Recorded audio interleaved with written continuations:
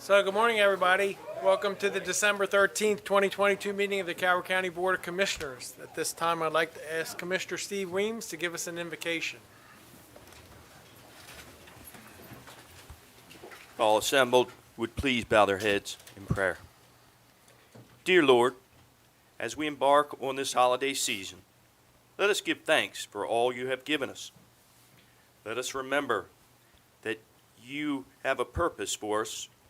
Let us all remember to be good to each other, respect each other, and look out for each other in this holiday season. Amen. Amen. Pledge allegiance to the flag of the United States of America and to the republic for which it stands, one nation, under God, indivisible, with liberty and justice for all.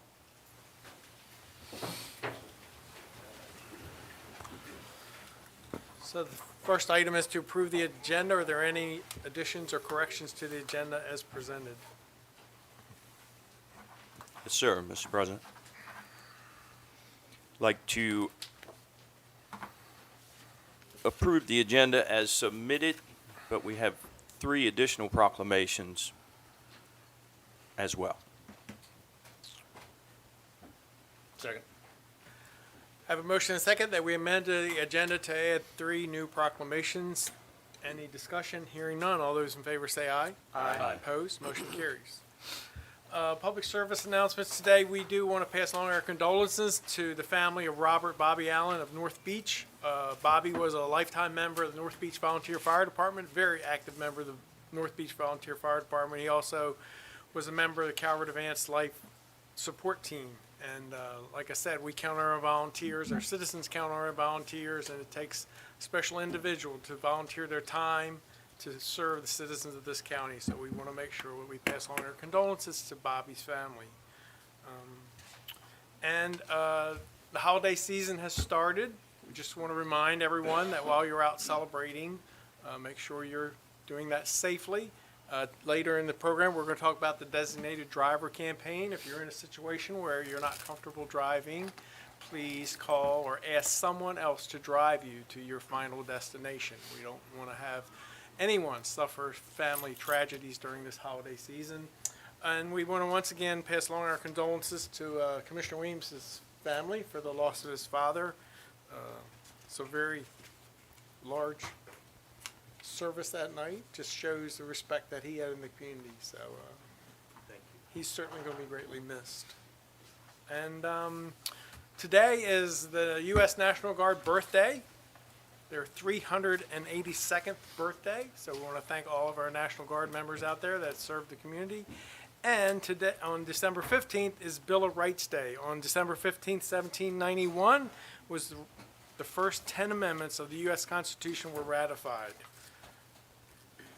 And that's all I have for today.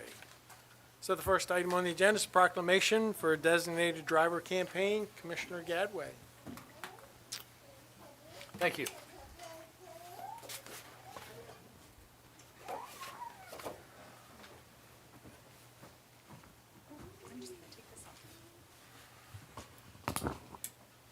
Commissioners, Jennifer Moreland, Director of Community Resources. Thank you so much for taking the time to acknowledge our wonderful law enforcement staff for this community that keep us safe on the roads during the holiday season. This is a great opportunity to remind everyone that we do have a brochure that Calvert Alliance Against Substance Abuse, our prevention agency, sends out to a number of people throughout the month that gave some great tips for how to remain safe during the holiday season. And these are available at all the parks and community centers as well. I want to acknowledge the CASA members here that are present for this proclamation, and we'll give out the awards and then do the reading of the proclamation. Absolutely. So with us with Calvert Alliance Against Substance Abuse is, and I'll ask you to stand, is Joanne Faber-Tyrell, President, Bonnie Dreyer, Vice President, and Leslie Parker, Treasurer. Thank you so much for your service to this organization. And then, of course, we have Partners for 3D Month, the Maryland Department of Transportation Highway Safety Office. We want to acknowledge Cliff Jacobs, Program Manager for Alcohol Impaired Driving, Mike Baumgardner, Outreach Program Manager for the Southern Region, and Rich Majewski, Law Enforcement Liaison with the Southern Region.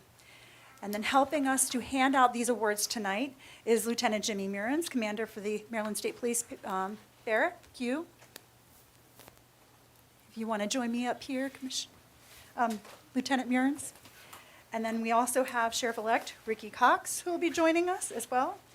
And then I want to acknowledge the work of our past leaders, and they can join us as well, Sheriff Evans and Major McDowell. All right, so here are the awards. And we will start off with the Calvert County Sheriff's Office, and I do have them in alphabetical order starting here. Okay, so we'll start with Deputy Brianna Hudson.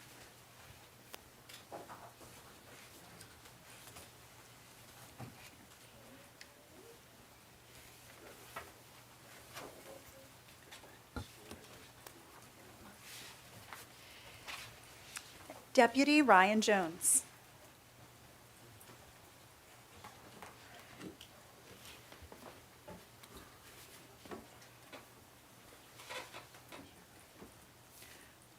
Corporal Mark Robshaw.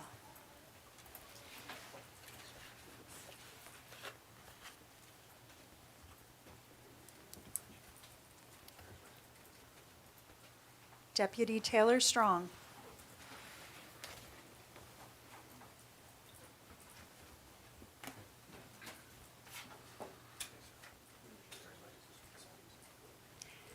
Deputy Antonio Tavares. He's unable to be here. Okay, and we're going to acknowledge the Maryland State Police Barrack U. Thank you, Lieutenant Murins. And we have Trooper First Class Kevin Bauer.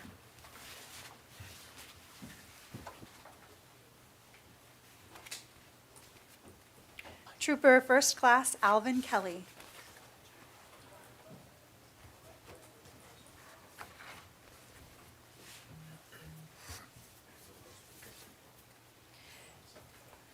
Trooper First Class Matthew Moorman.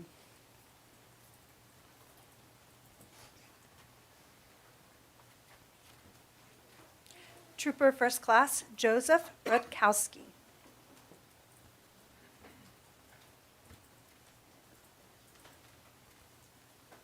Trooper First Class Mark Whitman. And he's unable to be present. We honor the following officers for their commitment to keep, First Class Natasha Rucker. Thank you. How did I skip? Thank you.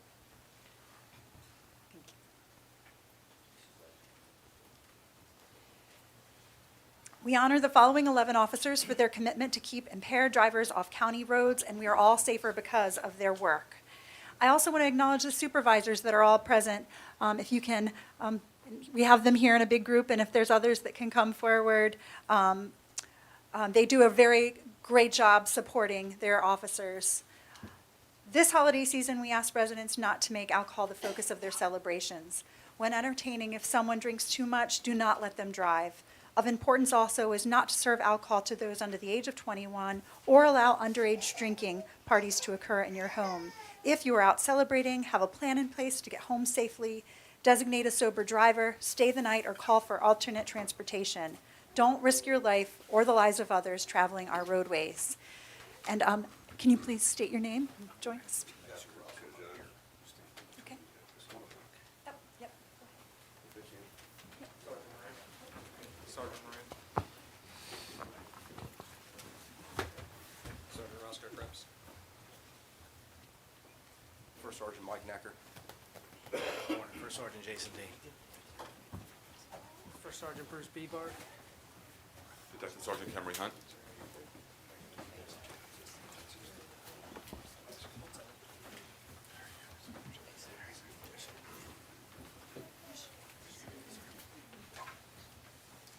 Alrighty, there's a lot of people up here that I am honored to stand next to up here, but I do not want to stand next to on the side of the road.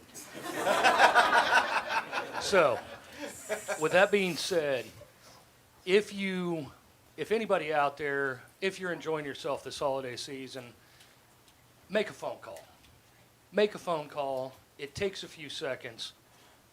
You can call anybody. You can call me. My phone number's out there somewhere. I'll come get you.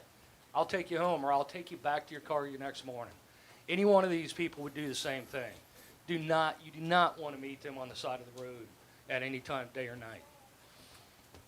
With that being said, do we have any other pictures we want to get, or anybody else that wants to come up? You're pretty late, you be up front. As long as we can see your face.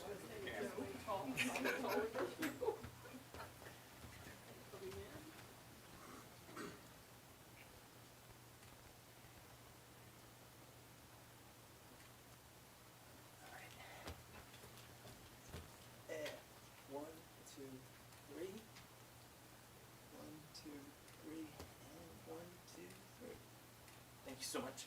All right, so we did, whoop, you got to stay. We got the proclamation to do. We're not done yet. Whereas the Calvert Alliance Against Substance Abuse is sponsoring a countywide impaired driver prevention program from December 1st, 2022 through January 2nd, 2023. And whereas the loss of life due to impaired driving is completely preventable. And whereas the Designated Driver Campaign provides a unique opportunity to Calvert County residents, clubs, bars, and civic and service organizations to join forces with the Calvert Alliance Against Substance Abuse, local law enforcement, and Calvert County residents in promoting cooperative impaired driving prevention efforts. And whereas it is essential that all Calvert County citizens be aware of the importance of having a celebration plan in place, such as a designated driver, and they understand that the participation can have on the impact on reducing impaired driving crashes in Calvert County. Now, therefore, be it proclaimed by the Board of County Commissioners of Calvert County that all area restaurants, clubs, bars, civic and service organizations, and the citizens of Calvert County join the Calvert Alliance Against Substance Abuse, the Calvert County Sheriff's Office, and the Maryland State Police. Barrick U in supporting the Designated Driver Campaign from December 1st, 2022 through January 2nd, 2023. Be it further proclaimed that all Calvert County citizens are urged to choose a designated driver for any upcoming holiday parties they may attend and not provide alcohol to those under the age of 21. Given under our hands and sealed this 13th day of December 2022, signed by all commissioners. Thank you again, gentlemen and ladies.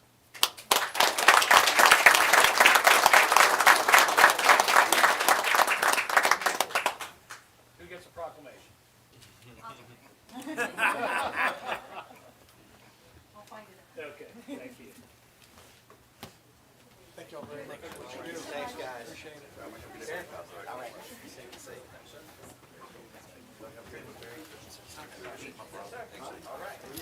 Oh, sorry, guys. All right.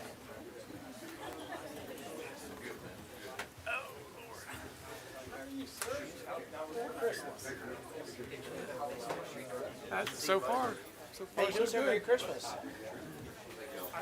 Absolutely.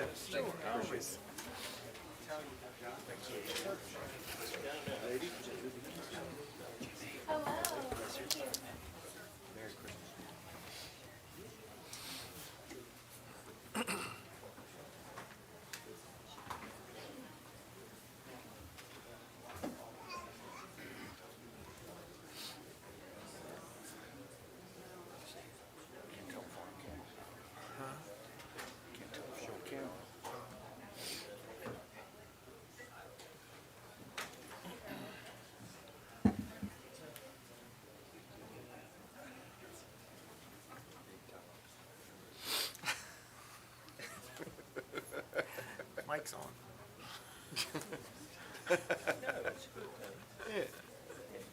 It's affectionate.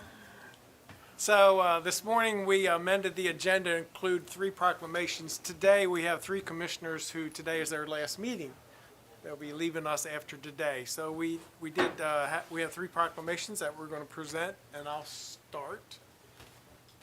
Do I need to stand up? Have to. So, I have Commissioner Gadway. Come on up here.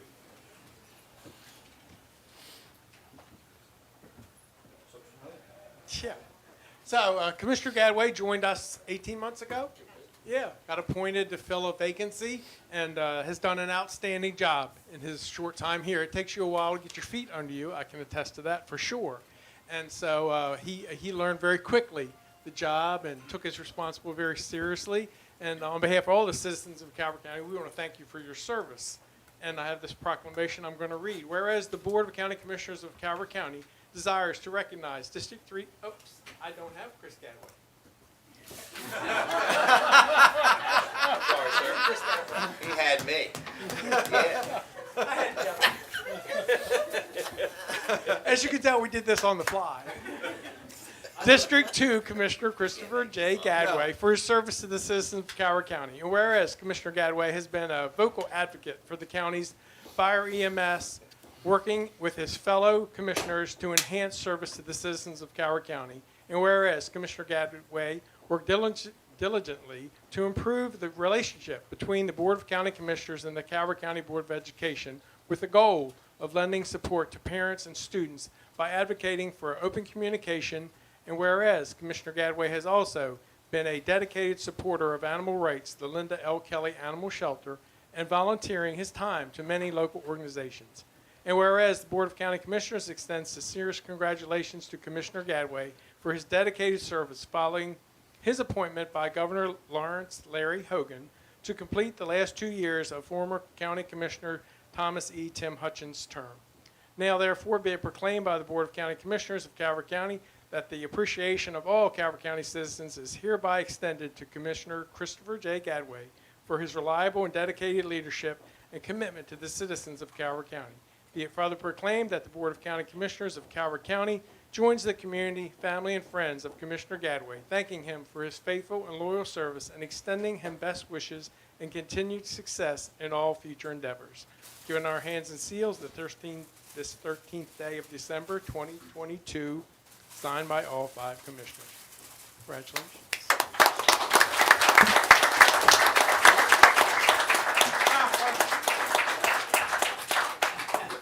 Thank you so much. He's tearing up. He's not tearing up because he's leaving. For those who don't know, I have a couple of broken ribs. He just Patted him on the back. Here we go. The tears are real. You know who your friends are. Exactly. Sorry. All right, gentlemen. Ready?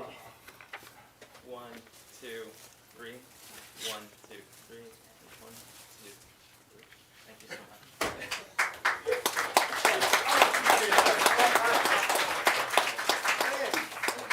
You learn who your friends are.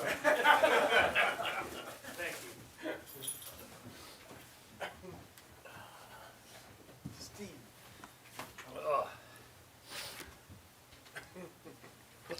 You're making Commissioner Williams read his own.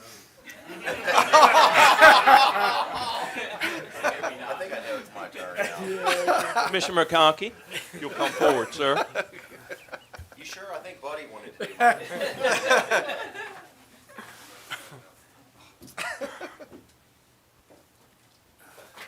Kelly, we've had a journey together for over 12 years with the school board. I think our journey began approximately 12 years, correct? Yes. And, on a personal level, it's been an honor and a privilege to serve with you on this board. And on behalf of the citizens, thank you. Thank you. Whereas the Board of County Commissioners of Calvert County desires to recognize District 3 Commissioner Kelly McConkey for his dedicated service to the citizens of Calvert County, and whereas Commissioner McConkey served the past 4 years as a county commissioner and previously served on the Calvert County Board of Education, where he advocated for the rights of students and parents.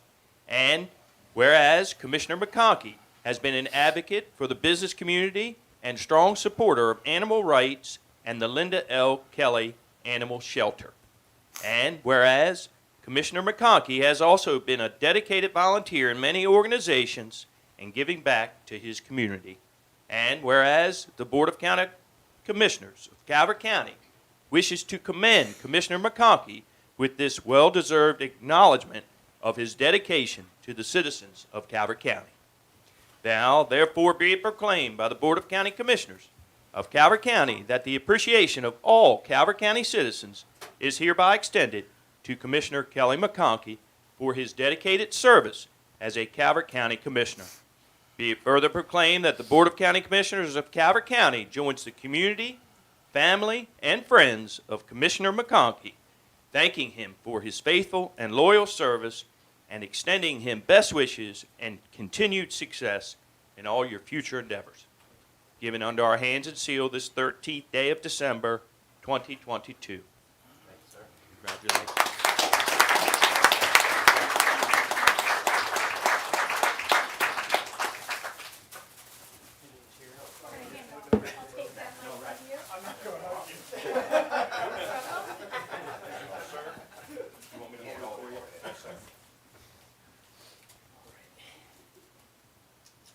And 1, 2, 3.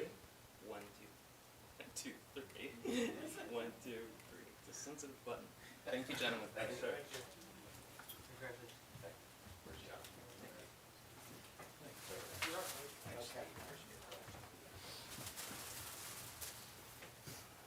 Steve, just stay right there.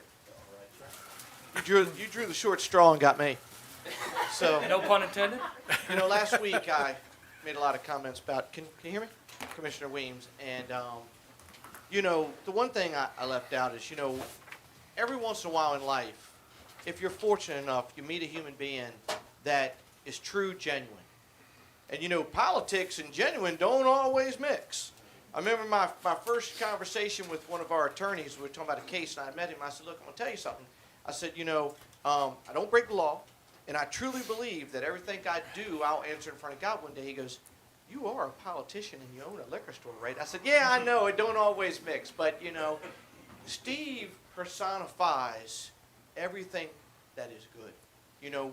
When you hear stuff, all politicians, that doesn't apply to him.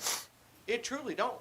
I've met a few people in my life, and I can count them on one hand, that or I call my moral barometer, that when you feel lost and you don't know what to do and you feel pulled on and, stuff, you are going to get an answer that's honest, genuine, and is thinking about people first. And that's this gentleman right here. There's not enough words. It really isn't. And so many times, and we're talking journeys today. In my journey, I pick up the phone and I'm like, Steve, you got a minute? Anybody knows me knows I can't talk for a minute. That minute's an hour. He just committed himself an hour out of his life that he's got to hear it, and I'll even cut him off. I'll be asking him for advice and he'll be giving out. Cut him off. And I'm like, and I'm telling you, the patience, the friendship, true friendship. I met Steve when I was in 6th grade, and I'm a much better human being because of it. And there's not enough, and you're on that list there too, there, young lady. I met her in 6th grade too. That's coming up. And Steve, there's not that, you're the master of Webster's dictionary. There's not enough words to describe how much you meant to me. This county, if you want to know how to be a commissioner, right there. Because it's more than what's in those books. It's more than, you represent the town. And how do you do that? With class, honesty. You don't always like the decisions somebody makes. But at the end of the day, if you can release respect where the person's coming from. And I think Steve has earned that every single day. He never takes it for granted. He knows he has to earn that, and he does. And so I'm proud to be your friend, proud to have served with you, and I'm going to miss you horribly. So, with that said, Whereas the Board of County Commissioners of Calvert County deserves to recognize at-large Commissioner Steve R. Weems for his dedicated service to the citizens of Calvert County. And whereas Commissioner Weems is often recognized as the statesman of the board, has served as both president and vice president of the board. And whereas Commissioner Weems has been active in civic and organizational groups, including serving as a chair to the Tri-County Council for numerous terms and supporting many charitable, athletic, and educational organizations and activities through the county.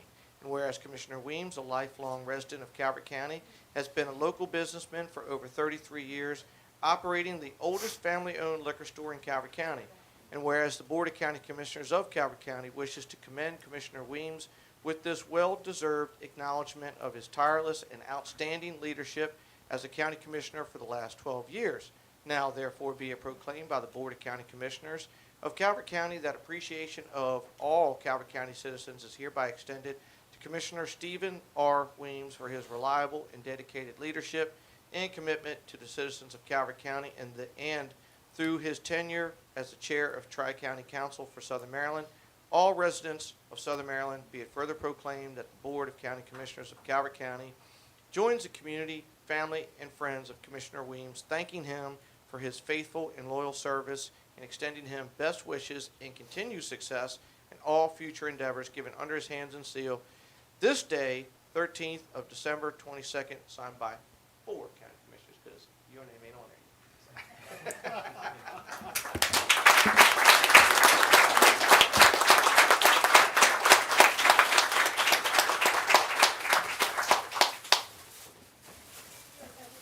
For me? All right, gentlemen. 1, 2, 3. 1, 2, 3. 1, 2, 3.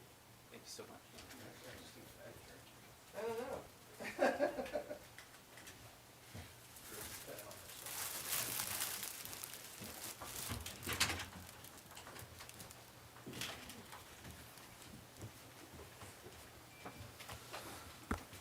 So next item on the agenda is Employee Recognition Committee. Lorraine? Good morning, Commissioners.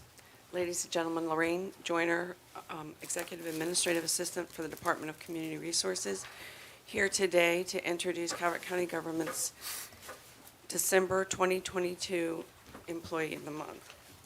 The Employee of the Month Award acknowledges individual excellence for superior job performance or special individual efforts in the following areas: effectiveness of public contact, respect for fellow employees, quality and/or quantity of work, contributions toward improving organizational morale, and actions that improve the county's public image.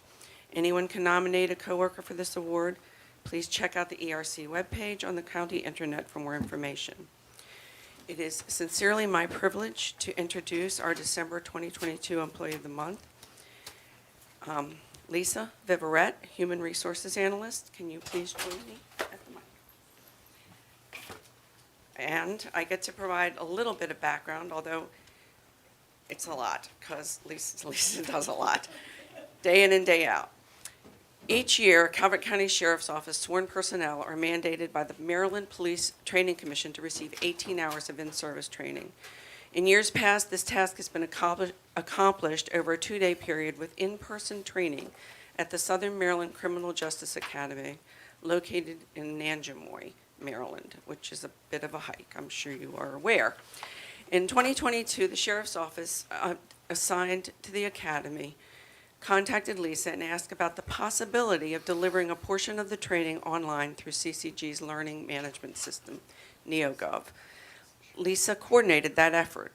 The ability to conduct online training has resulted in significant savings to the county because of the reduction in overtime for training and shift coverage, the decrease in travel expenses, and a reduction in expenses for classroom materials and time spent tracking, inputting, and recording training hours.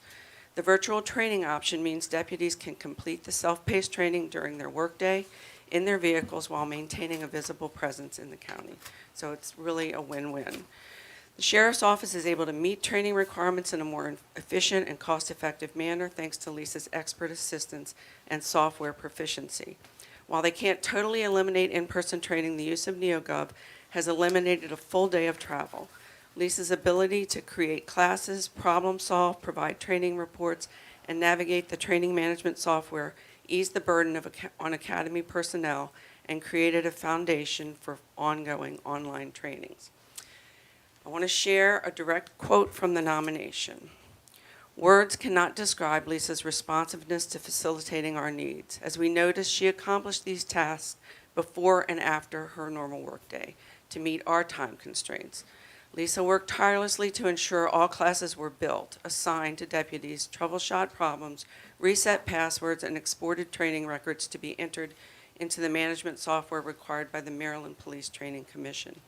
We cannot thank her enough for her unwavering support, all while juggling the complexities of her personal life. The Sheriff's Office and the Southern Maryland Criminal Justice Academy sincerely appreciate the dedication and support she has given us throughout 2022. I am sure Lisa would never ask for this appreciation. However, it is much deserved. I have been privileged to work with Lisa for my entire career with county government. First, in her position as finance and budget exec admin, then in the county administrator's office, and most recently when she joined the human resources team. Anyone that's ever asked Lisa for assistance knows that her response time is measured in seconds, and her positive, upbeat attitude is a constant. The ERC is delighted to join the Board of County Commissioners in recognizing this remarkable coworker. Thank you, Lisa, for all you do. A big thanks to the Sheriff's Office for taking the time to submit this nomination. I do want to note that EOM nominations most often come from the employee's own department. To receive this kind of recognition from a different department is not the norm, and it is a testimony to Lisa's stellar job performance and exemplary customer service. Thank you, Commissioners, for your continued support of the Employee Recognition Committee and for partnering with us to recognize Calvert County government's truly remarkable workforce. And Lisa, I think you can join the Commissioners up front, and I do believe that there are others that might want to just say a few words. Anybody?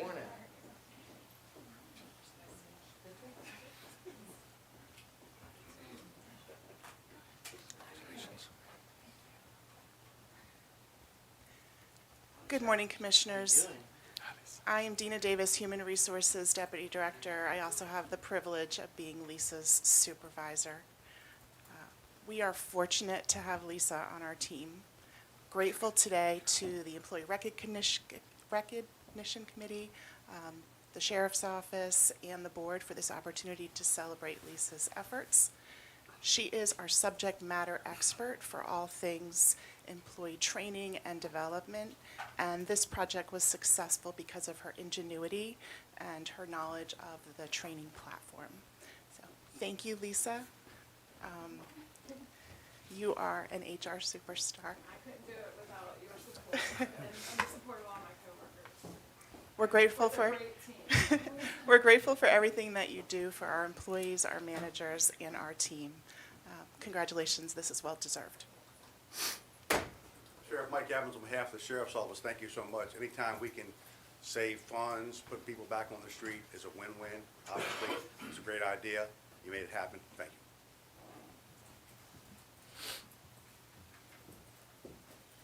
Good morning, Melanie Woodson, Human Resources Director. Lisa, I just want to say congratulations. Thank you for all your hard work. On behalf of the HR team, we are so fortunate to have you. People don't know all the behind-the-scenes stuff that you do. And you've done it in the midst of so many other things that you have going on, and I do not take that for granted. Thank you so much for all your hard work and dedication. We are very fortunate to have you on our team. Congratulations. Anybody else? So I wanted me and Steve to present this to you. Going back to, once again, I met both of them when I was in 6th grade. Boy, did they know how hard that was going to be. They're like, boy, we have him as a friend? Boy, it's going to be a long road. He didn't go away, you know. And when I won the first time, I was 46. And I didn't know Lisa worked in the commissioner's office. I mean, she worked in county government. What's that mean? I mean, you couldn't have found somebody that was more lost than me. I mean, when I say I didn't know where the bathroom was, I literally didn't know where the bathroom was up here. But yeah, I'm here and I'm 46 and I'm petrified. And I walk in the office, who do I see? My friend that I've had forever. And talk about knowledge.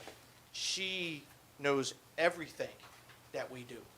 I mean, she could have been the 6th commissioner, easily. I mean, and definitely made better choices than me, you know. And this here is just not surprising at all. Everything she does, I mean, I'm telling you, it's not made up. Everything she does is perfection. Her heart is bigger than this county. I mean, she loves her job. She loves people she works with. And everybody out here, I see that, knows it's spot on. I mean, there'll never be another Lisa Biverette that will shoot, that walks through these doors. Never. You know, and so I'm so thankful for everything that you do. And of course, I wanted to go first because you don't go in politics, you don't go behind 2 people, Steve Weems or George Owens. So. Thank you, Mike. Congratulations, Lisa. And Sister Mary Luke would be very proud at Our Lady Star of the Sea of all you've done. Her hands don't look like mine. You see all scarred up and all. No rulers ever came towards Lisa. Yes. Do you have any family members you'd like to recognize that are in the gallery? I see a few. Yeah, my sister Mary Beth is here, and my husband Louis is here. Thank you. And here's your plaque and check, madam. Merry Christmas to you as well.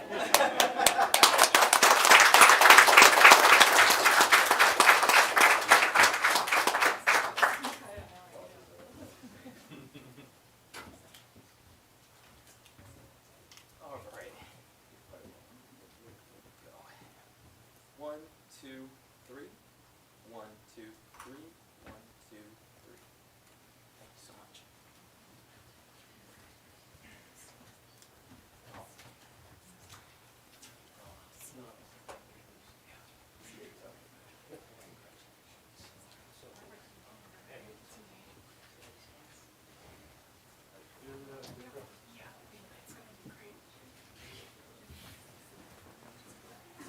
I love it.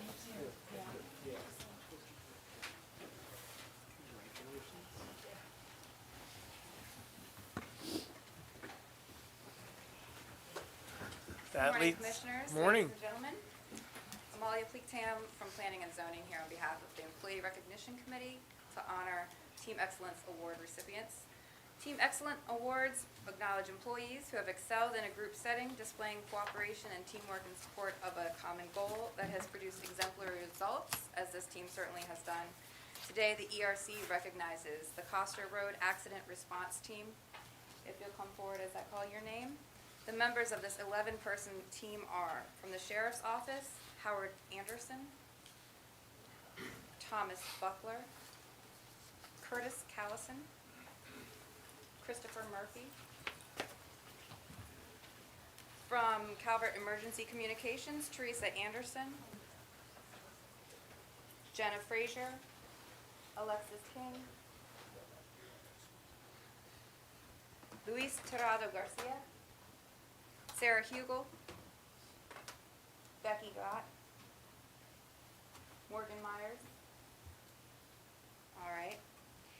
On August 13th, 2022, at 11:35 p.m., Deputy Anderson advised Calvert Emergency Communications of 2 motorcycles going southbound on Route 4 near Coster Road at 82 miles per hour, and that 1 motorcycle had just been involved in a single vehicle accident. Deputy Anderson and Deputy Murphy immediately rendered aid to the driver of the motorcycle and discovered that the individual had a completely amputated foot. At 12:38 a.m., Deputy Anderson advised communications of his findings and that a tourniquet was being applied. Meanwhile, Emergency Communications received a 911 call of another single vehicle accident involving a motorcycle on Route 4 near the Navy Rec Center. Police and fire units were quickly dispatched, but unfortunately the driver succumbed to his injuries. The quick actions of Deputy Anderson and Deputy Murphy ultimately saved the life of the first victim. The dispatchers working that evening continued to answer other 911 calls, notified SYSCOM for early activation of a medical helicopter, and notified State Highway for road closures, all while still giving their attention to the two accidents. DFC Callison and DFC Buckler quickly responded to assist the officers on the scene. The dispatchers, as well as the deputies working that night, worked flawlessly together.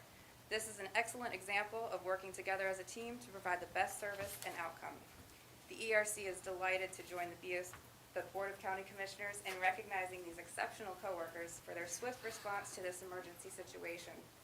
Thank you, Commissioners, for your continued support of the ERC and for partnering with us to recognize Calvert County government's truly remarkable workforce.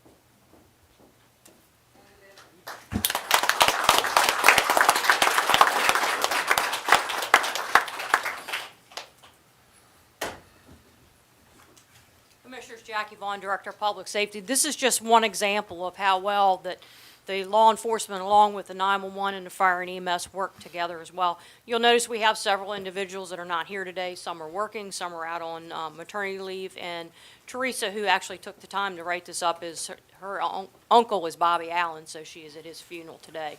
So she's not here, but we thank you for working so well together and being an excellent team. Commissioner, we're so proud of all our employees and especially the teamwork we have together, and the training they receive is the best, I think, around the area, and we're happy to work together, and they know what you're doing. They save lives. Thank you.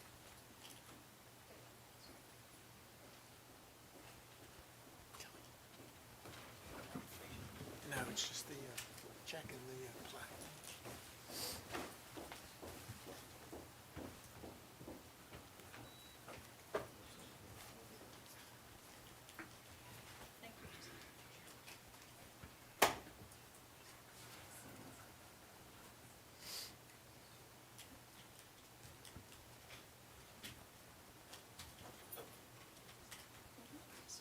Sorry. All right. 1, 2, 3. 1, 2, 3. 1, 2, 3. Thank you all so much.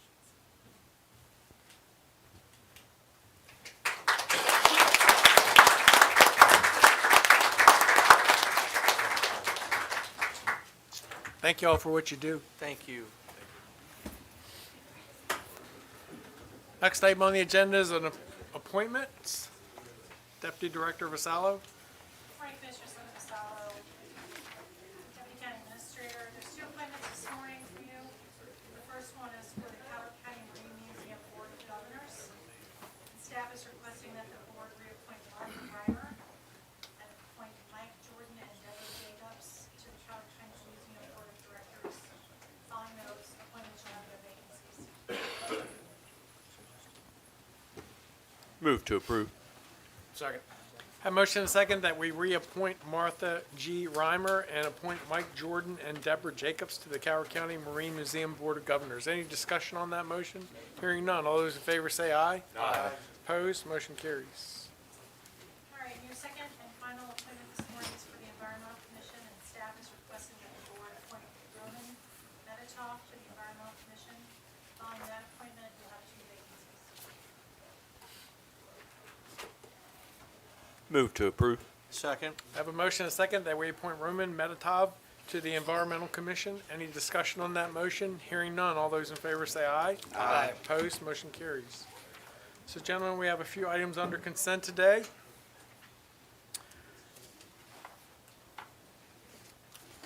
Let me get my list. Item 1, Department of Public Works Budget Adjustment Request BA 118 Fleet Maintenance Insurance Refund. Item 2, Department of Economic Development Rural Maryland Council FY 2023 Rural Maryland Prosperity Investment Fund Grant. Item 3, Department of Community Resources Public Transportation FY 23 Capital Grant Agreement. Item 4, Department of Public Works Parks and Recreation Chesapeake Hills Golf Course Tobacco Nest License. Item 5, Department of Community Resources FY 23 Senior Assisted Living Subsidy Budget Adjustment BA 133. Are there any objections to the items as presented under consent? Hearing none, those items will be adopted as presented. That takes us to old business. Item 1, Department of Parks and Recreation Fee Schedule Update for calendar year 2023. Director.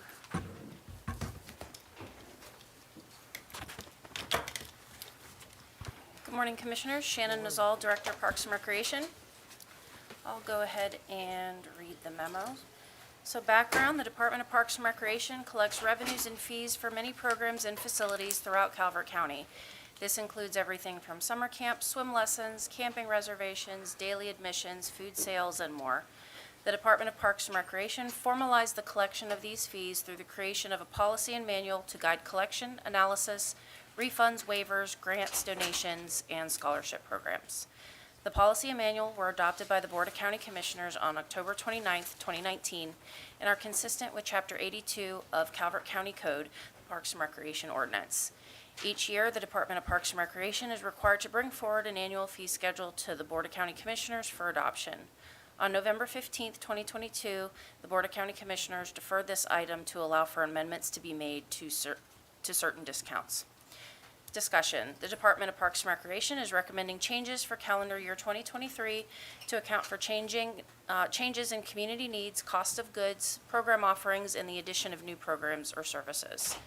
Changes recommended in the 2023 fee schedule are highlighted throughout the document attached. Due to the cost of labor, goods, and services, modest increases in fees are recommended for aquatics, sports programs, and golf primarily. These increases and new fees are in line with surrounding counties, yet still lower to ensure Calvert County residents are able to enjoy services and facilities provided. Additional discounts are also being proposed to provide a discount of 50% off admission and rental fees to Calvert resident active duty military and a discount of 50% off rental fees to Calvert nonprofit organizations as defined in the Revenue and Fee Manual. Adjustments to the Revenue and Fee Manual are provided herein to accommodate. Fiscal impact. The Department of Parks and Recreation is charged with collecting revenues and fees for programs, facilities, and services throughout the Calvert County Park System. The impact will vary year to year. However, by having a formalized fee schedule guides the department in the proper collection of those fees and allocation of revenues. It is estimated that by adjusting fees, the impact will save the taxpayers approximately $60,000 annually in general fund contributions to Parks and Recreation. Conclusion recommendation. Staff recommends that the Board of County Commissioners adopt the calendar year 2023 fee schedule for implementation on January 1st, 2023, and sign the related resolution. Any questions? So in the previous discussion, Commissioner Gadway, Commissioner McConkey had some items, so have they been addressed? Thank you, Shannon, for incorporating those. Absolutely. Yes, sir. We're good? Yep. All right. Any other questions or discussion? Chair would entertain a motion. Mr. President, I'd like to make a motion to adopt and enact the resolution setting the calendar year 2023 fee schedule for Parks and Recreation to become effective on January 1st, 2023. Second? Have motion and a second that we adopt and enact the resolution setting the calendar year 2023 fee schedule for Parks and Recreation to become effective on January 1st, 2023. Any discussion on that motion? Hearing none. All those in favor say aye. Aye. Opposed? Motion carries. Thank you, Director. Commissioners. Shannon, this will be the last time you'll be able to ask me for money. I still have your phone number, Commissioner. Should be asking for donations. Right. That brings us to a presentation, Department of Planning Zoning, 2022 Tidal Creek Study. Morning, Commissioners. Mary Beth Cook, Director of Planning and Zoning. Unfortunately, our presenters haven't arrived yet. We're running a little bit early, so if we could move on, and we'll let you know as soon as they arrive. Thank you. We will do that. So then that will bring us to public comment.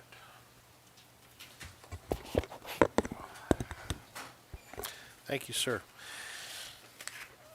The Board of County Commissioners adopted a resolution in 1989 intending to maintain the order and decorum of the governmental process. A copy of that is found here to my right. The Ethics Commission has asked that we remind speakers of public comment that lobbyists include those who seek to influence public policy, and lobbyists are required to register in advance. The floor has been open for public comment from persons in the meeting room who may begin making their way to the microphone, then from those joining virtually. All speakers must identify themselves and whether speaking as an individual, where you be allocated 2 minutes, or as the designated representative of a group where you will be allocated 5 minutes. For those attending virtually, if you wish to speak, please press star 9 or use the raise your hand function. Virtual speakers will be identified by the last 4 digits of their phone number or their screen name and unmuted one at a time. There is no one in the meeting room that wishes to provide public comment. And there is no one who has raised their hand. There was one written public comment. Good afternoon, Commissioners. Tomorrow you will vote to approve a renewal of a tobacconist license at Chesapeake Hills Golf Course through the Department of Parks and Recreation. I urge you to vote no, and if you cannot, at least share the smoking cessation program during the BOCC meeting and request that Parks and Rec hang a flyer wherever the tobacco products are sold under the purview of county government. Please accept this written public comment and add it to the public record. It was submitted by Mr. Joseph Cormier. No one has raised their hand, so, I'm sorry. Oh, hello? Caller 8669, please identify yourself and whether speaking as an individual or the designated representative of a group. Yeah, hi, thanks. Speaking on behalf of the Neal State Citizens Association, this is John Norris. Real quick, I wanted to ask that the Board of Commissioners support our efforts to apply for the second half of the Living Shoreline Grant. To refresh your memory, the board, approximately a year ago, signed an endorsement letter for the first half of the grant, which we at Neal State applied for through the Maryland Chesapeake Bay Trust. We received that portion of the grant, which paid for the design of the project. Now, the second half of the grant is the actual construction phase. And this one's the big one. This one's a $2.5 million project. It's a substantial project. And I had talked to your staff previously. Just wanted to zoom in today and again ask for your support. As you know, Neal State suffers from shoreline erosion, flooding during storms. The Living Shoreline Project, designed by Scott Hardaway, who does work for the county actually also, believes this will be a solution to numerous things. Enhancing the environment, which is a unique sandy beach environment, protecting the community from storms, and preventing the houses from washing away down there. So that was my request, or just to fill you in on what we're trying to do. And if you have any questions, I could answer them for you. And that is all. I'm wondering if you actually heard this, because the system's kind of complicated if you use it for the first time. Yes, your comments have been recorded. Okay, great. Thank you. Any commissioners have any questions? No, we're good. Thank you. Thank you, John. Okay, then thanks again for all your service to the three commissioners who are going to be leaving, and to the board generally. Thank you. Thank you. There's no further public comment. So I believe our presenter has arrived.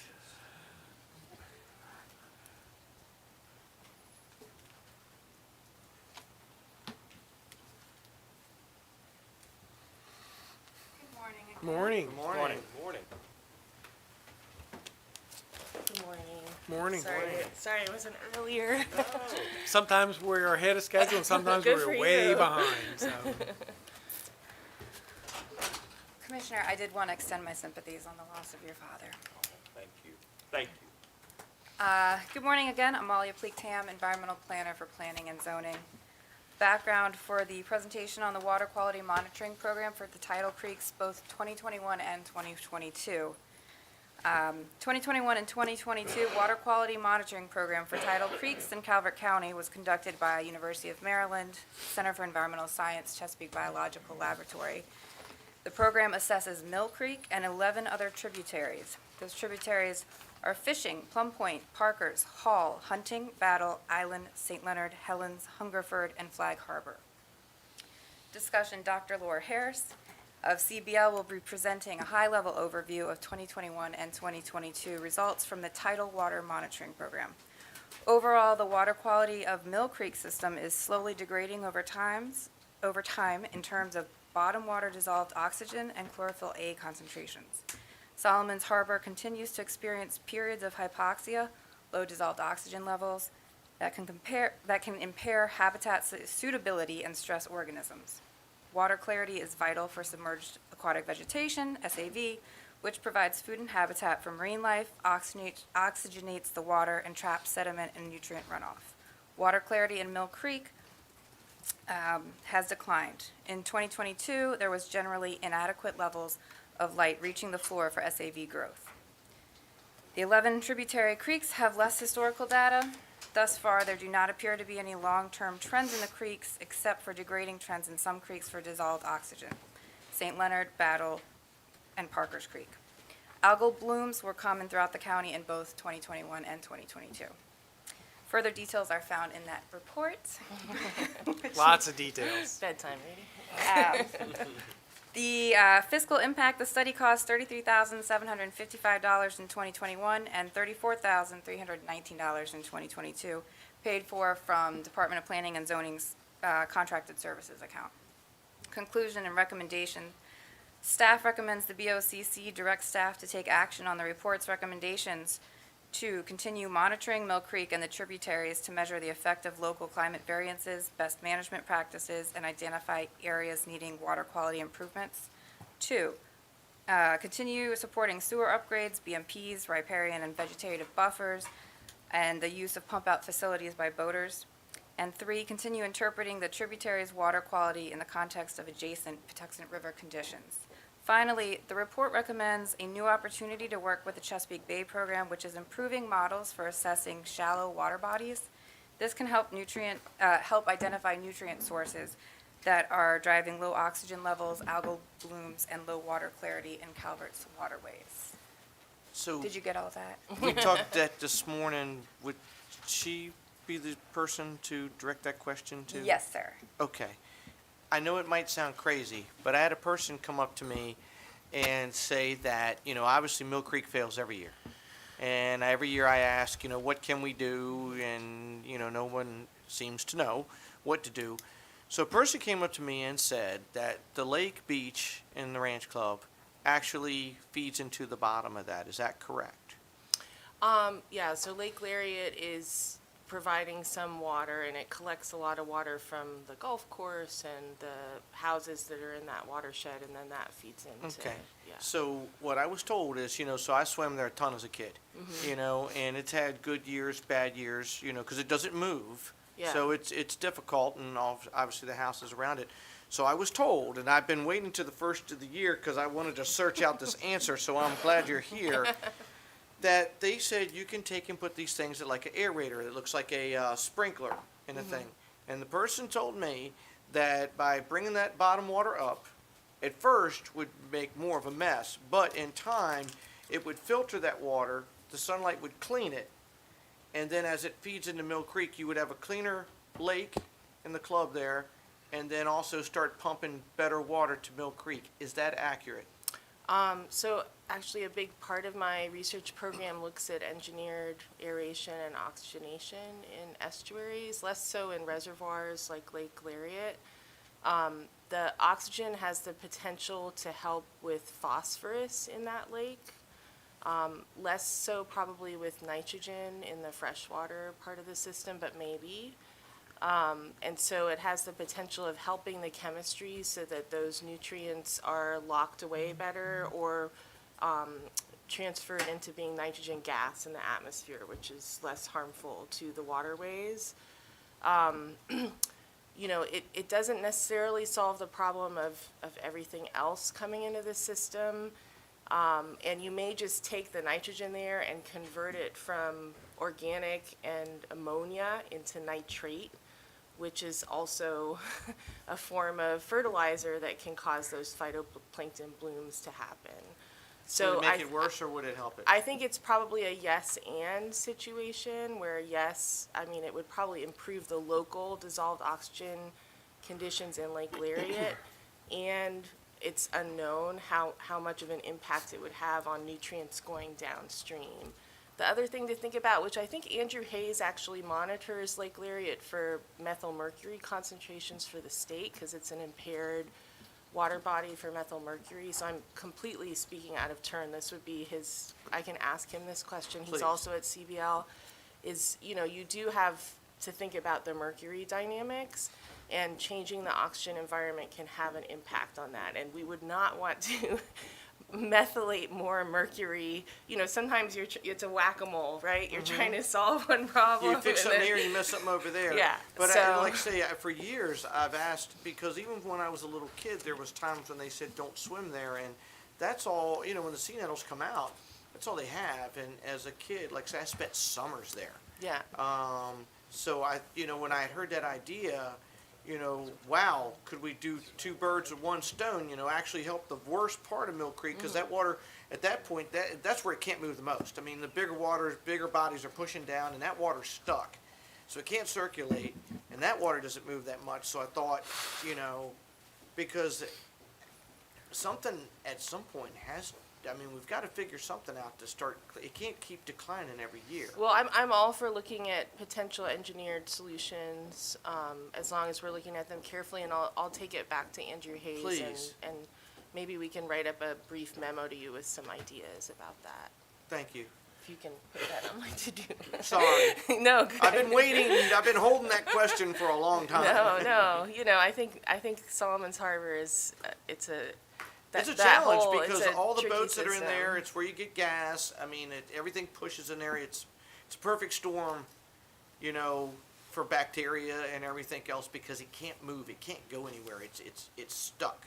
Yeah. So Yeah, so we'll write that memo up with like our best ideas, and, because I would like to consult with Andrew before I say like a definitive idea on that. thank you. Yeah. So I'll try to go through this quickly, so you're still a little early. But I was away on a Fulbright in Finland studying the Baltic, and so that's part of the reason you're seeing 2 years this year. And also last fall I came and we spent a lot of time talking about the non-tidal stream synthesis that my group had done. So this is just to emphasize, this is work that's led by my group, primarily by Cindy Ross, who's hopefully in the room right here. So Cindy deserves a lot of kudos on this. With Jeremy Testa and Walter Boynton is still involved, and Casey Hodgkins and Shelby Johnson, and then a bunch of folks who come out on the boats with us in Solomon's Harbor. So I don't know, can I move the slides? Is that what this is?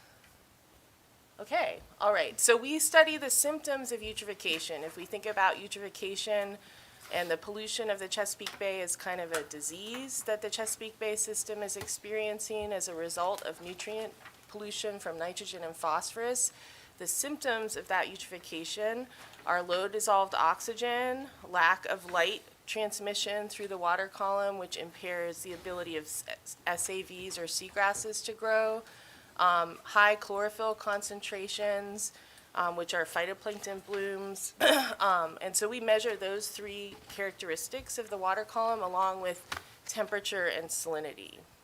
And these are just, that's Janet Barnes. She's been retired from the lab, but last summer and the summer before, she's been critical for helping us out and having fun. And what I want to point out is to start on a hopeful note. She's holding in her hand some SAV grasses that were found in the Solomon's Harbor complex. And we're seeing that pretty consistently in the spring months now. And that gives me a lot of hope. This system can bounce back. Unfortunately, by July, they pretty much all disappear, sometimes by June. But anyways, it's hopeful because the system is pretty resilient, and I think it can bounce back if we continue on this track of restoration. So I'll go through the Solomon's Harbor stations first. These are the oldest ones, begun in 1987 by Walter's crew. So we're at the 35-year mark this year, which is amazing that the county has supported such a valuable long-term monitoring program. And yeah, notice Upper Mill Creek, you know, it's a large, narrow tributary, just like Commissioner Hart is mentioning. It has issues with what we talk about residence time. The water doesn't move around as much because of kind of the morphology, the shape of the basin. And every year I try to put the last year, in this case the last 2 years, in the context of that long-term monitoring program. And so these are for those three symptoms: oxygen, algae, just the concentration of algae, and then how many blooms we're seeing.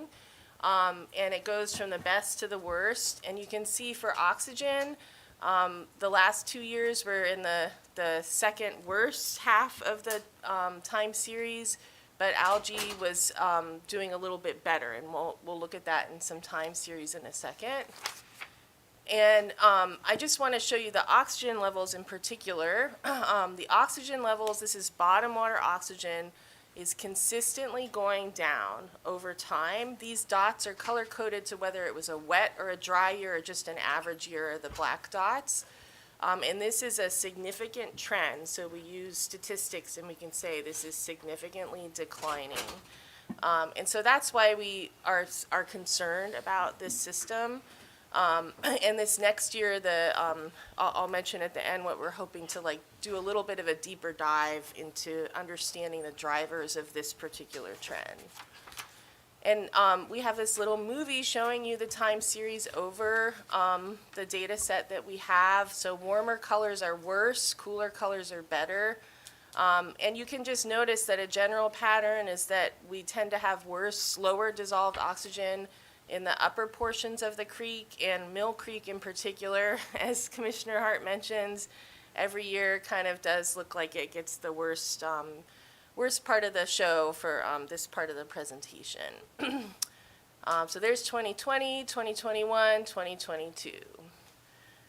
And I just want to pause on those. So the last 2 years they weren't as terrible as they have been. So that's good for the last few years. They're more in that yellow range, but 5 milligrams per liter is considered hypoxic. Anything like under 1 or 2 is getting closer to the anoxic concentrations.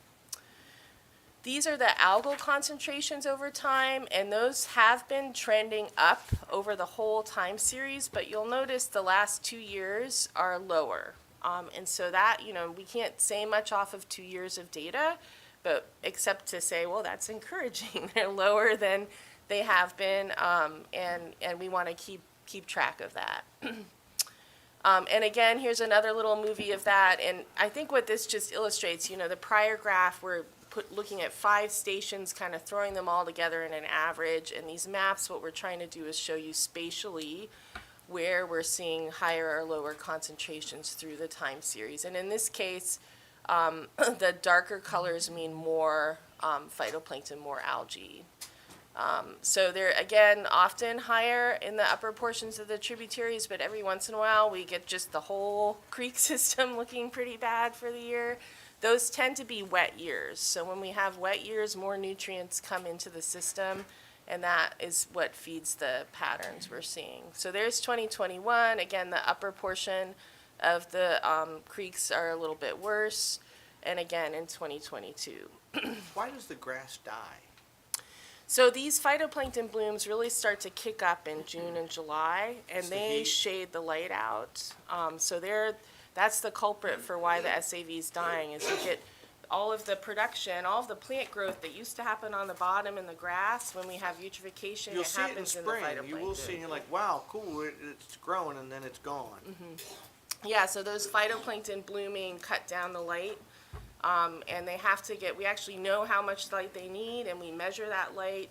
And right now, we don't usually report these data because they're a little more complicated to think about. But right now, we know that in general, there's not enough light on the bottom at these stations in the heart of the summer to support SAV growth. But in the spring, the water's clearer. It's not warm enough for the phytoplankton to be cranking yet. So. Makes sense. This is algal bloom frequency. So we count a bloom as anything over 20 micrograms per liter of chlorophyll A. And then we count in our summer's data how many times did we get a sample that was above that value. And we were right about average for the last few years. So again, that's better than it had been in 2019 and 2018. I was like, oh, that's looking bad, So it's been a little bit of a better pattern. And then every year we collect the data that the state collects for fecal coliform and Vibrio. I do not have the 2022 data yet. Those haven't been updated, but we'll be providing an updated memo in about February on that. And there's kind of 4 main stations that are in the Solomon's Harbor Lower Patuxent region that we try to keep track of. And these are the values for for 2021. They weren't particularly horrible, but they, Calvert Marina and Mill Creek are still high. And I'll just remind folks that, this is a public health consideration, but the Solomon's Harbor area is closed to shellfish harvest regardless of the status of these numbers. But it's just good to know for like swimming and public health safety. And there's a lot of on that back. On that last slide, if we could go back, what happened in 2020? This is what I was asking earlier about. Those numbers just went through the roof and then obviously came back down in 21. Yeah, so, fecal coliform is not a perfect indicator because it can be very, very flashy. It can be just because of one particular, goose flock that landed right at the location. It doesn't differentiate between human or animal waste, so that's a consideration. And it's often associated with rain events. So even though 2020 wasn't a particularly wet year, we don't know the exact dates that the state is sampling, but they could have gone out like right after a storm, in which case it wouldn't be a surprise that the data would have been particularly high. I think the big thing to note is is there a big trend over time? And that year to me stands out as like an aberration, not as like something that's been increasing over time for those locations, which might indicate like in Baltimore, the city of Baltimore, my colleague Eric Schott is looking into this because they have a lot of leaking sewerage systems. So their infrastructure is falling apart, and they've seen like a slow and steady increase in these numbers. And that is indicating that the infrastructure is failing, not that, a goose flock happened to land that day. This is, to me, the fact that it's Calvert Marina and Mill Creek, which they probably sampled on the same date, I'm going to guess it was rain, something like that caused the, unless you all know of some kind of pump out failure that happened in 2021, that would be another culprit, is if there was something in the public sewer system where there was a failure of the infrastructure that could be linked to that. That would be another thing to look at. We also look at Vibrio. Again, we only have 2021 data.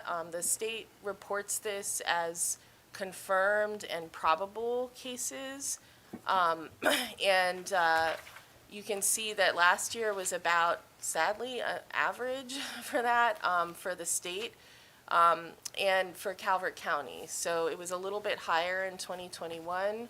And, this is my opportunity to remind everybody that if it has rained in the last 24 to 48 hours and you have a deep cut, do not go in the water because people can lose limbs in their lives because of these infections. These are naturally occurring organisms, so this is not something that's necessarily a pollution issue, but it is a public health issue that's associated with water quality, and folks should be mindful because it is a hazard here in the county. You know what's sad? I say it every time in presentation when you guys say it. When I was a kid, you had a cut, they'd say go in the water, let salt, clean it up, and heal it. Now, you talk about losing limbs. Yeah. That is that's in my lifetime. Yeah. That is so sad. Just in my lifetime, what will it be for my kids and their kids? Old people like me. Yeah. Well, fortunately, there are issues with hepatitis that are in more urban areas. In Calvert County, we don't have those sorts of challenges at the moment. And so that's, one thing that is a problem elsewhere that the water here is not as much of a concern about. So I'll switch over and try to breeze through all of the other creeks. So we call these tributaries, but locally we call these our creeks. And these are tidal creeks, so that's why we put them into this monitoring bin rather than the stream data that I talked about last year. And these are the sites we look at on the Patuxent, Hall, Hunting, Battle, Island, St. Leonard, Helens, and Hungerford. And the data here are arrayed. There's the algae concentration on the left side and oxygen on the right, and they're at stations going from south to north. And the last 2 years are the bars in gray. And in general, for algae, we were either around average for the time series, or last year in Hungerford, even a little bit low. And for oxygen, the station that was kind of lower to keep an eye on, and it's like this almost every year, is St. Leonard Creek. So you can see just in general how St. Leonard Creek is lower for oxygen. This may just, it's a pretty large system, you know. St. Leonard is almost its own little baby estuary. And so that's part of it, is it's deeper and it's larger, and so the water gets in there and it has its own way that it flows around and probably traps oxygen, the bottom water away from the atmosphere more easily, and so it's probably just more susceptible to having lower dissolved oxygen than the shallower creeks that are more connected with the air. The right of Beers is tough because it doesn't move back there either. Yeah. You know, the mainstream, it rock and rolls. Yeah. But that part when you're heading down, you know, towards Beers and then to the right, it sits. Well, and when the water column's deep enough, you can set up in this estuary a system where the bottom water is saltier and colder than the surface, and the water actually kind of gets trapped because of that density difference. And actually, in St. Leonard, it kind of moves like a conveyor belt, and so that bottom water is just effectively cut off from getting air into it from the surface. These are the upper Pax creeks, and again, algae was about an average year. Hall Creek had a little bit lower dissolved oxygen along with Battle Creek, and in general, Battle Creek for the last several years has been declining for dissolved oxygen, so that's just something to keep an eye on.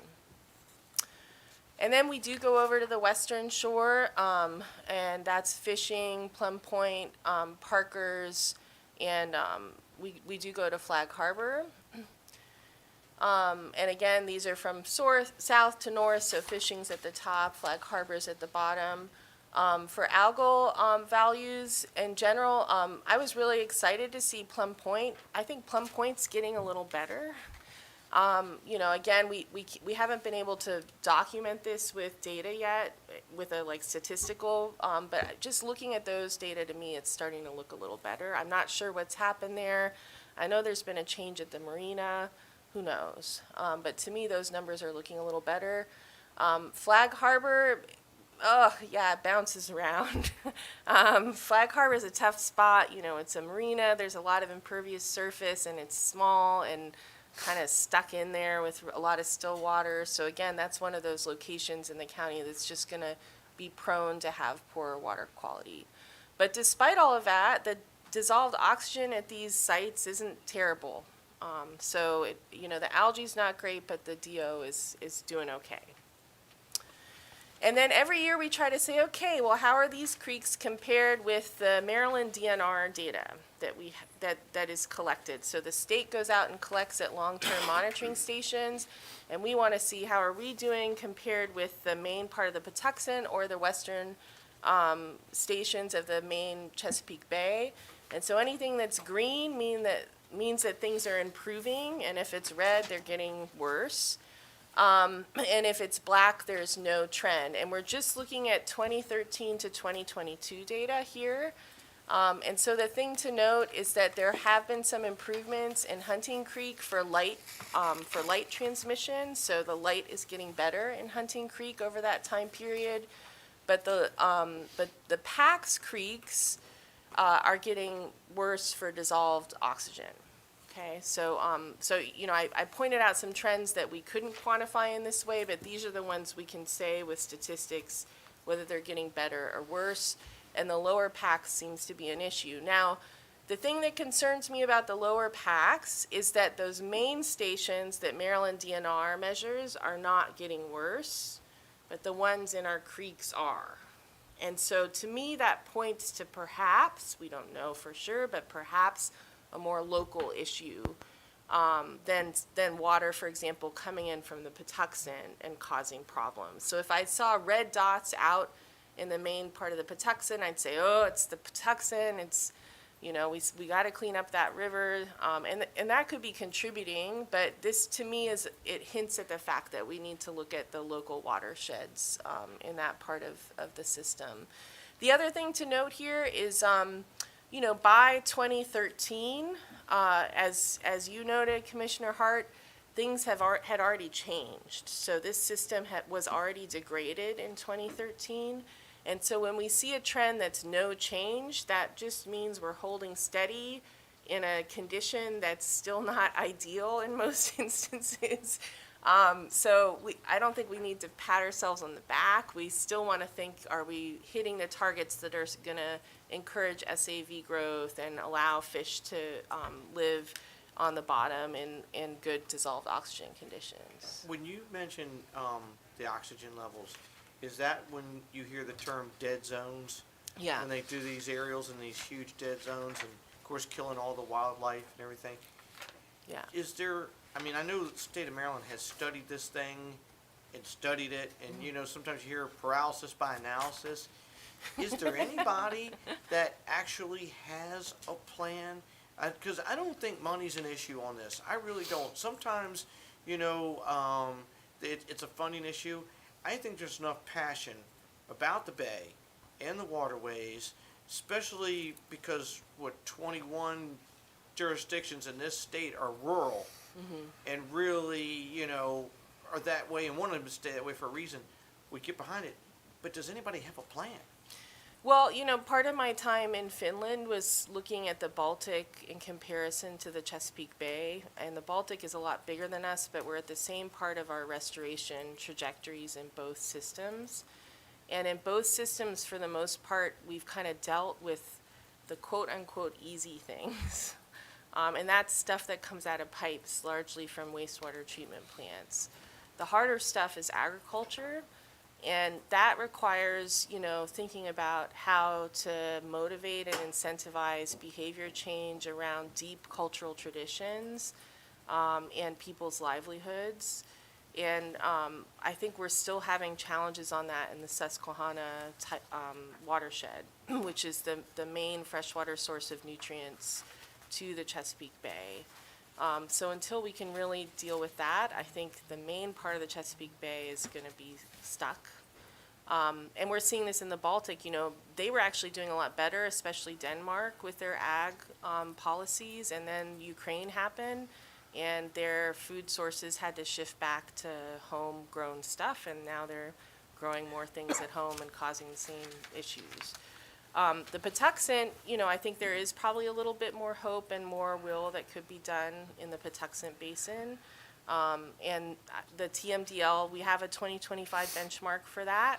I think a lot of people realize we're not necessarily going to meet it, but that doesn't mean there isn't will. And now there's a ton of money on the table with the Infrastructure Act and the Inflation Reduction Act. So there's actually a little bit more federal funding now as well that'll be coming along for these sorts of coastal projects. Well, but the state, Commissioner Hart, the state has a plan. Yeah. Nobody likes the plan. Yeah. You don't like the plan. You just said that nobody's going to fight this plan. The rain tax was part of the plan. Yeah. The tier mapping was part of the plan. The plan to clean the bay is billions of dollars. Yeah. You're not going to like, you don't like the plan. Well, the Conowinga piece was supposed to be big in that too, right? And that, the Susquehanna is Pennsylvania, you know, and Pennsylvania's way behind us. But even the Maryland portion of the plan is billions of dollars. Yeah. And you don't like what they want to do in the plan. But I'm just telling you. And you're probably right. But you know what, though? If it makes sense and it saves the bay and it saves the I mean, if we know it works, right? I know I've heard you complain about the rain tax. I complain about everything. I know I've heard you complain about tier mapping. Yes. So that's the issue, Commissioner Hart, is people want to clean the bay, but then they don't want to do what it's going to take to clean the bay. It's hard stuff because it's both money and behavior and culture. To clean up the dam at the Susquehanna River, when I was there, they estimated would be $20 million a year forever. Yeah. Wow. Yeah, they couldn't give us a time when they would ever clean out behind that dam.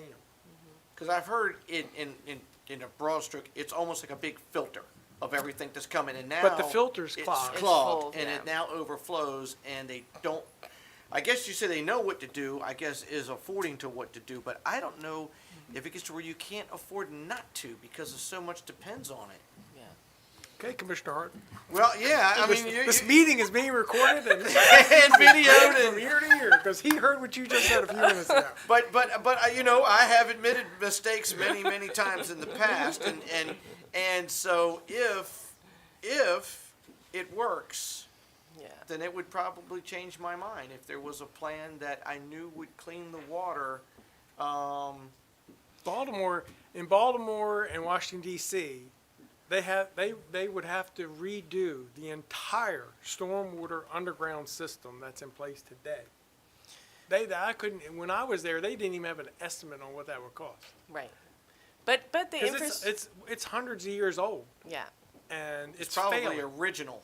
Right, and they couldn't even give an estimate on what it would cost to fix that. Well, and that's the more urgent probably place to be thinking about this. I mean, the wastewater issue to me should be like a done deal because that's what is the easiest thing to think about with the Clean Water Act. You know, last summer for months and months, there were also illegal discharges from the Patapsco wastewater treatment plants because of failures there. So I'm also keen on, well, even if the farming aspect is going to be a sticky wicket to solve, a wicked problem, you know, let's at least keep up with the wastewater that we know we can manage. And that's, you know, eventually going to come home here to Calvert too. I know I probably at my home have 2 more spots for new leach fields for my septic system, and then what am I going to do? And there's a lot of people you're who are spot like on. that. But you know, if you do look at some of the spending for the state, prioritize wise, you know, it doesn't seem like the Bay ranks because, and I say it a lot of times too, when certain things ain't sexy, they don't get, because the Bay can't vote, you know, and the rivers can't vote. So they get forgotten, and then you go on vacation and you go, I can't go in the water. So there's no agriculture in Mill Creek watershed. Yeah. But what is in the Mill Creek watershed, Commissioner Hart? Boats. No. Nope. Where'd you used to live?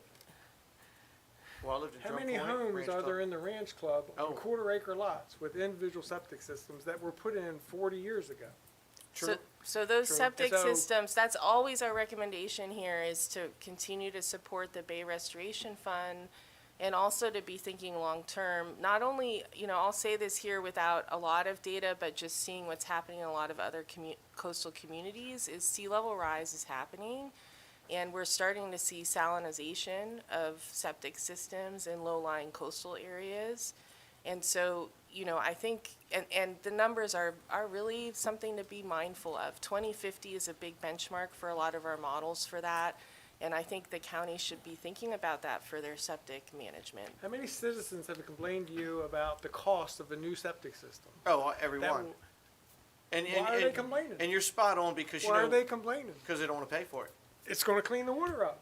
And you're spot on because, you know, you go back to when I was a kid, and I say it all the time, one bus picked up Drum Point and the Ranch Club, and that water was clean. That bay was, you know, and you're spot on. I mean, man is its own worst enemy. I mean, that's a fact. I mean, you go to areas where it's undisturbed. I mean, God didn't mess it up. We did, you know. So that is spot on, and you're right. And when I was 20 years old, I would have fought spending that money like crazy. But at 54, if doing my septic tank the right way saves it, then I'm going to pay the bill. Yeah, and I had to replace my septic. It was very painful.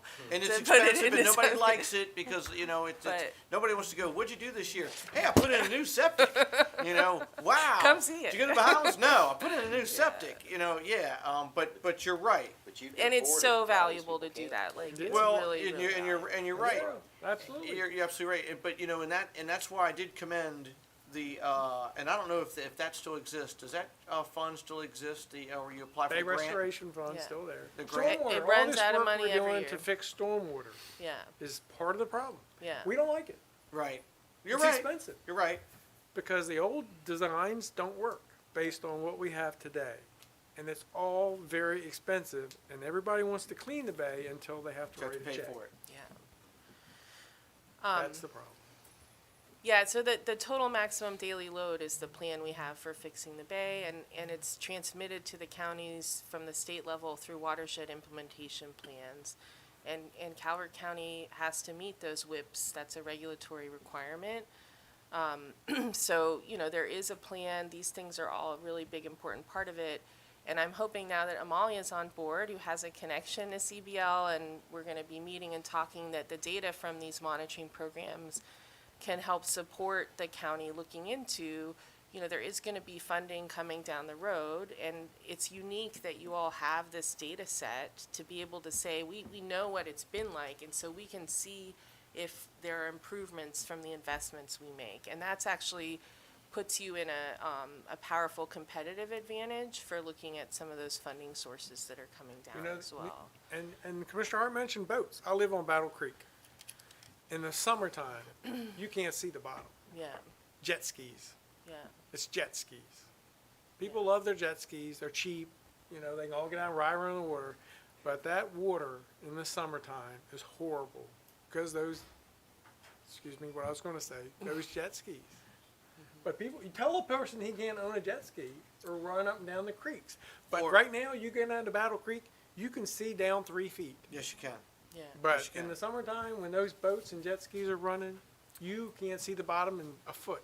I don't understand and I was part of Calvert. Growing up here on the water, we water skied everywhere. Tubed, water skied from the nuke plant down to the college and everything in between. Never claimed to be the smartest human being under the sun, and as you get older, hopefully you learn a few things. But when you look at the erosion and everything, how there's not mandatory speed limits, I get it, you're out in the bay, you're wide open, or maybe in parts of the river, but the creeks, some of them are just, I mean, I call them the Audubon, you know, and I can't imagine that a 40-foot boat putting off a wake that can go over top of a pier cannot be good for the quality of that water when it's hitting the basin and coming back and everything. I mean, I don't know, I'm not a scientist, but and then again too, when I was a kid, and it's not making an excuse, there just wasn't that many people here. But now, you're not wrong. Right now, if you go in these creeks, you can see 3 feet down. Yeah, and part of that is the time of year, but, you know, the wise boating, ideas are a good thing to think about, for sure. I also want people to enjoy the creeks, you know, Oh, I that's love what, the water. I that's love what being we on want. boats and all that. I do. That's why I'm so passionate about the cleanliness. But Yeah. Commissioner Hance is right. Who wants to pay for it? Yeah. Yeah, well, there's some hard stuff coming in a lot of ways, and hopefully, hopefully we'll see some opportunities with the new investments for solving two things at once, both the coastal resilience issues that we have around flooding and storms and the water quality. I think there's opportunities to look at both of those things So the together. important thing is that we have historical data, that when we make improvements, we can at least see if Right. there's a benefit, how long it takes to see the benefit. Right. Without the data, you can't track that. So Right. that's why it's important that we continue to track the data. Right, and on the land side too, you know, the septic data would also be an important place to look at investing at the county level, is that there are septic GIS products, but I know that it's challenging to keep track of, like, where are those bay restoration fund projects going? Could we get GIS maps around that? And that was a need a few years ago that that I know had been identified, but then COVID hit and other worries came up, so. But yeah, we're always here for advice and discussion, and you're welcome to contact me out of this room also if you have other questions, and I'll work on that memo Please, for thank you. Lake Lariat idea. Thank you. too. All right, well, thank you very much. Thank Thank you. you. You could have. I have a So, motion. we have a, I'm sorry. yeah, we do have a motion. I can make it if you wish, sir. Might be your last one, you better have Okay, that. all right. All right. that's right. I'd like to make a motion directing staff to, number one, continue monitoring Mill Creek and the tributaries to measure the effect of local climate variances, best management practices, BMPs, and identify areas needing water quality improvements. Two, continue supporting sewer upgrades, BMPs, riparian and vegetative buffers, and the use of pump-out facilities by boaters. And three, continue interpreting the tributaries' water quality in the context of adjacent Patuxent River conditions. Second. Have a motion and a second that I'm not going to repeat. Any discussion on that motion? Hearing none. All those in favor say aye. Aye. Opposed? Motion carries. Thank you very much. Thank you. Thank you very much, sirs. That brings us to commissioner reports. Commissioner Hart. Thank you, Mr. President. I want to first start again, once again, with my condolences to the Weems family. Mr. Weems always been a very gracious man to me. I think the best thing I can sum it up with, I was telling a salesman, that he asked him, had he heard about it, and he said no. He said, I'm so sorry to hear that. He said, he was always such a fine gentleman. And I think that was a great word to really describe was gentleman. And like I say, I could go all day, but that was a great. I want to thank Commissioner Hance and Julie and everybody that did the tree down there. You know, we get a lot of things of how come other areas downtown look like Christmas and small town and everything. And Commissioner Hance did a great thing with the tree down there. And Yeah, where, sir? I'm sorry, in front of the courthouse. Sorry. I know that's a habit of thinking, yeah. Oh, no. Thank you. And in front of the courthouse, there is a beautiful tree there lit up. And Commissioner Hance has assured us there is more to come. So I look forward in the future of downtown Prince Frederick here looking more like Christmas Town. And that we're in the future, people will want to take and grab their kids and drive through the town and walk through the town and just take time as a family and really remember what Christmas means to us and everything it represents. And is this, no, we'll still have a chance to wish everyone Merry Christmas. Okay. And I have to bring this up. So I was at the PAX football championship game, and we were close. We got real close, and I will tell you, we gave those boys everything they could handle. We owned both lines of scrimmage, offense and defense. I know if you don't get it all, I get it, but I'm telling you what, the heart on that field, to me, those boys are champions. Our baseball team did the same thing. We got right there. So PAX is knocking on the door. I expect next year they're going to kick it down. And Calvert High was right there too. I thought we were real close to having a Calvert Bowl, which was really going to be cool, having both teams fighting for the championship. So proud of the sports programs in this county as a whole. But I mean, they played Dunbar. Dunbar get off the bus scoring points. I mean, they just get off dominating, and our boys, right from the get-go, took it right to them. I mean, so I couldn't be prouder of all our sports organizations, and I have to get, like I say, a shout out to them. They gave them everything, and I think if you ask those guys from Dunbar, would they want to play us again? I don't think they would. My personal opinion. Yes, that's it, Mr. President. Thank you. Commissioner McConkey. Yeah, I'd just like to thank the citizens of Calvert County for giving me the opportunity to serve on this board. It's been a wonderful experience. I could have never done it without the staff, the directors, Mark, Linda, especially John Norris. I could have never done it without you guys. It's been an honor to work with each and every one of you, even though we didn't agree all the time. We always kept it very professional, and I look forward to the new board moving the county in the right direction and keeping our taxes low like we did. So I'm going to miss working with everybody. I'm going to take a break. It doesn't mean I'm gone for good. I could be back in the game before you know it. You just never know with me. So I'm going to enjoy my time with my family. I couldn't have done it without them allowing me to be away from them, to be able to serve. I could never even sit down and eat dinner, without getting a phone call and work. But like I said, without the staff and the directors helping me, and the new people coming in need to realize that staff is your friend, and without them, you really don't know a whole lot. They're the ones with all the knowledge. So I can't thank everybody enough. Thank you. Thank you. Mr. Gadway. Thank you, sir. December 7th marked the 81st anniversary of Pearl Harbor and the attacks, 1941. Like everyone, remember the 2,400 plus souls that were lost on that day. And before we get to local items, federally, on Veterans Day this year, the USGS and the federal parks allowed to be issued federal military veteran park passes. So I urge, if you're a veteran, please go on to the USGS website. You now have free access to all parks across the entire country. This is something that's brand new. Take a look at it.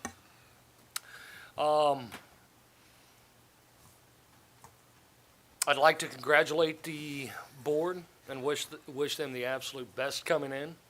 About a year and a half ago, I had the opportunity to start serving the community in a different way. And whenever anybody out there gets these opportunities to serve, please jump on board. Whether it be for Boy Scouts or Girl Scouts or in a church or civic organization, if you see an opportunity to serve, please do that. If you're asked to serve, please serve your community or your county. This county is blessed by an amazing group of professionals, not only in the leadership, but throughout every level of service and tier of government that we have. I want to take this moment to thank each and every county employee in here and out there in the field, because without each and every single one of those people, this county would not be the great place that it is. It's been an honor and pleasure serving over this past year and a half. I'd like to thank my wife and my family for the opportunity. And I'd like to take this chance to wish everyone out there a very Merry Christmas and a great 2023. Thank you. Commissioner Weems? Yes, sir. First, I want to extend my condolences to the friends and family of Bobby Allen, especially his wife, Val, at this time. And I, too, want to thank the citizens of Calvert County for the past 12 years. The journey is a full one, and I want to thank the current members that I served with and past boards, as well as wish the new board every success. I also want to thank the staff, from those who arrived last week to County Administrator Mark Willis. And they do a phenomenal job. And, you know, our staff, the ladies, thank you for your kindness. And, you know, I also want to ask forgiveness for anything I didn't do for those who I served, as well as county employees. I thank you for the honor, and I also want to thank my wife, especially, and my family. And Merry Christmas to all, and have a great New Year. That's all. Thank you, Commissioner Well Weems. said, Mr. Williams.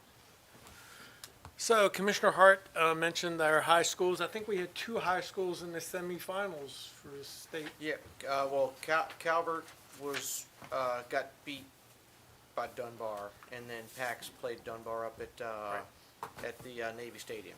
So our schools have done very well athletically in all aspects of sports. So we want to make sure we congratulate and commend them for that.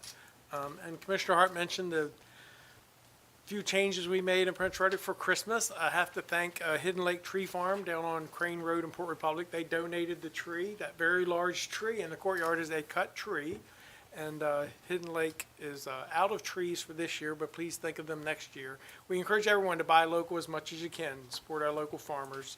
And we want to thank Hidden Lake for donating the tree. And if you're coming up the road anytime during this holiday season, please drive through Old Prince Ruddock. We're taking baby steps, but we do have bigger and better plans for next year, as long as staff will indulge me. I agree with Commissioner Hart. You know, it was a little disheartening driving through Prince Road during the holiday season, and you wouldn't tell it was Christmas. So we're going to try to make some changes and try to get people in a holiday spirit, at least for a small moment. So I want to take this opportunity to thank our 3 outgoing commissioners and this entire board. You know, for 4 years, we've done some things. I think we've done some good things, and as you say, maybe we haven't done enough, but we tried to do what we could. And people don't realize until you sit in this chair the pressure that you're under. Every decision you make, they criticize. Every decision you don't make, they criticize. Every decision they think you should have made a dozen years ago, they criticize you for that too. But you do the best you can. You know, you're representing 93,000 citizens, and how each and every one thinks that they have the best ideas and that they know what's best. But at the end of the day, you have to sit here and think about everybody and how it impacts everyone. And it's not easy. And as Commissioner Gadway and Commissioner Weems, and they've all said, you know, our families sacrifice for our time away, and they hear about it too when they're out and about. So it's not just us. Again, it's been an honor and privilege for me to serve with the 4 of you, and Thank you. I look forward to the next 4 years with a new board, and we'll see how that all works out. With that, next Tuesday, December 20th, we'll be swearing in the new board at the Calvert Community College down on 231 at 10 o'clock. You can attend in person, or we're going to televise just like we do our regular meetings. So we'll start a new year out with the new board. So I was wrong, Commissioner Weems. You are going to make one more motion. Yes, sir, Mr. President. Motion to recess to executive session pursuant to Section 3-305B3 and B7 to consider acquisition of property for a public purpose and consult with counsel to obtain legal advice. Second. Have motion and a second that we move into executive session. Any discussion on that motion? Hearing none. All those in favor say aye. Aye. Opposed? Motion carries. Everyone have a great day. Thank you. Somebody stole our cups. Stole Stole our cups. The Tim Rim cups.